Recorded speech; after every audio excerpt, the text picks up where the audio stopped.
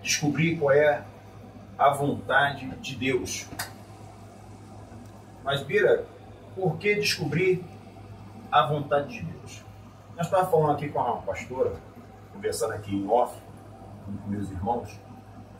Hoje, nós sabemos que nós temos principalmente nós que usamos, os dons do Espírito Santo de Deus, a gente espera que quando vamos a uma congregação, congregar ou estarmos junto com os irmãos, que Deus possa usar alguém para nós ali.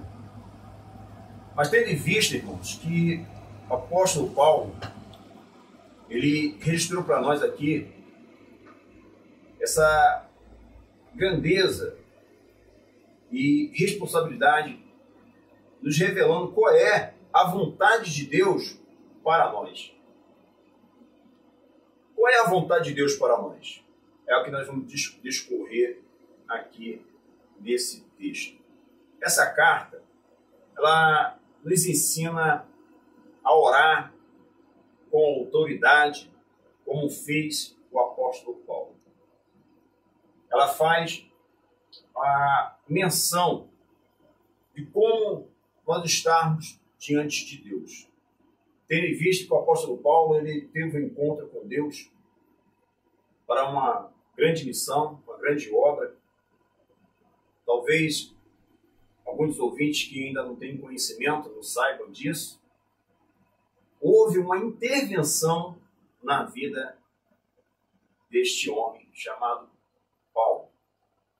Hoje nós conhecemos como o apóstolo Paulo, o mesmo que escreveu essa carta aos irmãos da cidade de Éfeso.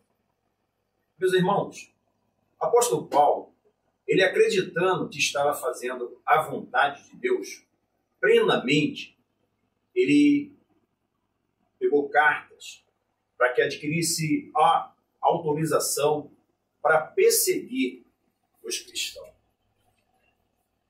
Tendo em vista, quero deixar aqui bem claro que ter encontro com Jesus Cristo, ela é uma mudança de vida. Você pode até praticar a religião, mas a prática religiosa, ela não garante a tua salvação, nem garante que você possa ter uma acessão ao céu. E caso contrário, não haveria necessidade de haver intervenção na vida do ser humano para que o ser humano possa ter uma nova vida. Então, primeiro ponto que eu quero deixar bem claro aqui, através do apóstolo Paulo, que teve essa transformação de vida, essa regeneração, essa nova vida, o encontro que ele teve com Cristo Jesus.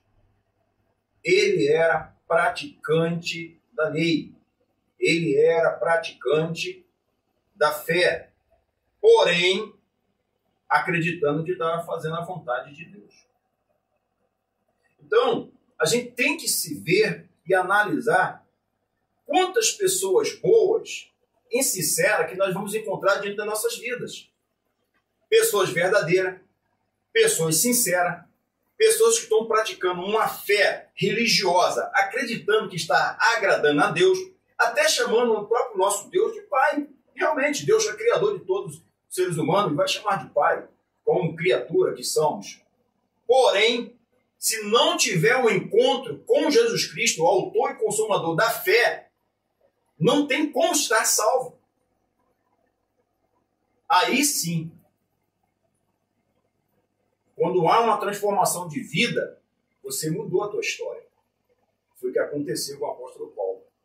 Ele, a caminho, acreditando que estava agradando a Deus. Será que você não tenha vivido isso?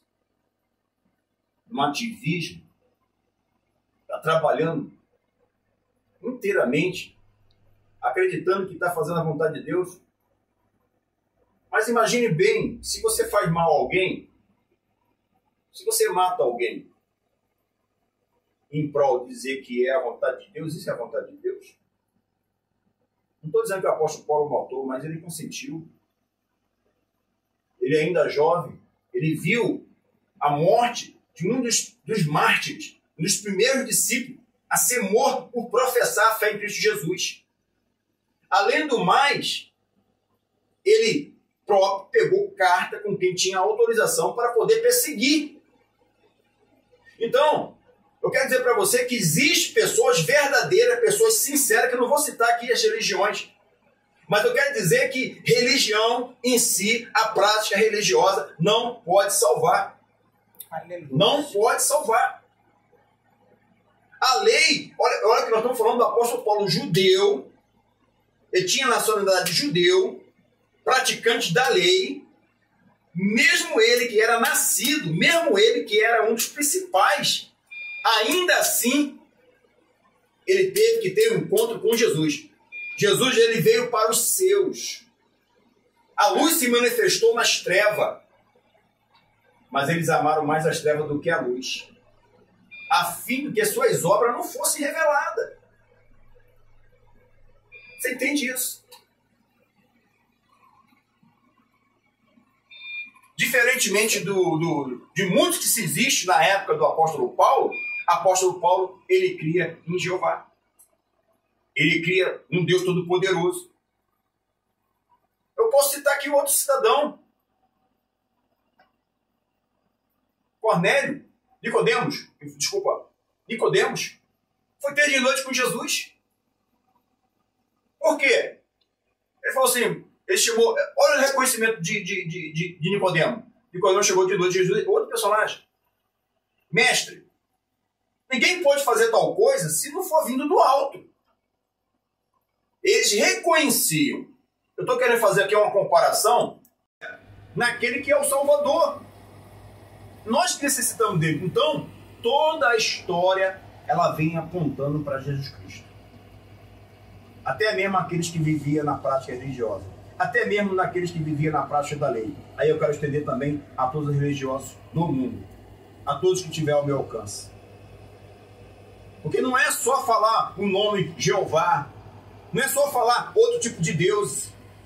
Porque essas práticas, a gente praticamos a obra de Deus e as suas disciplinas, as suas orientações, porque nós já recebemos a Cristo como Salvador, não como alguém que tem que praticar para ser salvo.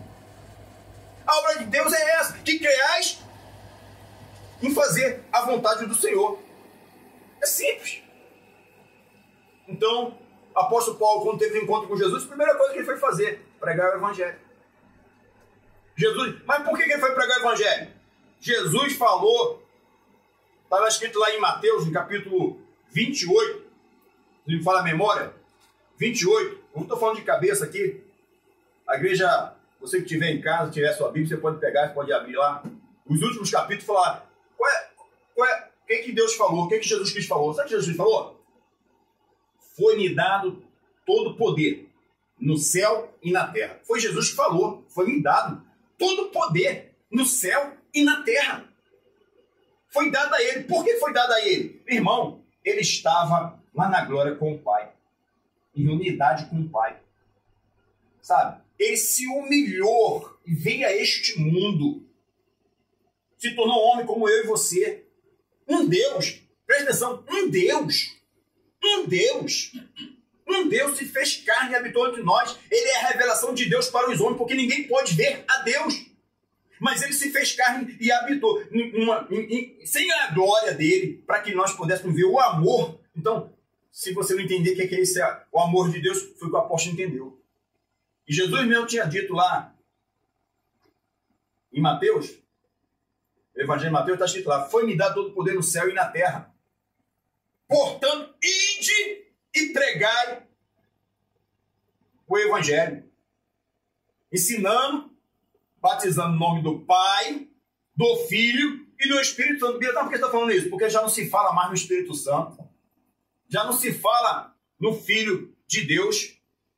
Eu estou colocando aqui em termos de igualdade, Pai, Filho e Espírito Santo. Bem claro. Porque, meu irmão, não pode mudar as escrituras. É o que está escrito. No Pai, do Filho e do Espírito Santo. Ensinando a batizar o nome do Pai, do Filho e do Espírito Santo. Aí tem um detalhe ainda, mais ainda. Que não seja muito de vós, mestre. Muita gente falando muita coisa. Mas tem que ver os fundamentos, meu amigo. Tem que ver os fundamentos que está registrado nas escrituras. Não podemos ser alguém papagaio que pode, ouve um, ouve outro e não sabe o que está escrito. Pesquise. Por quê? Vai ser cobrado. Vai ser cobrado. Essas palavras que eu estou falando aqui vai ser cobrado naquele grande dia. Vai ser provado pelo fogo. Verifique o que é verdade. Estamos aqui para mostrar o caminho. Ensinando. O apóstolo Paulo deixou aqui para nós, igreja, essa carta linda. E eu estou fazendo todo esse trabalho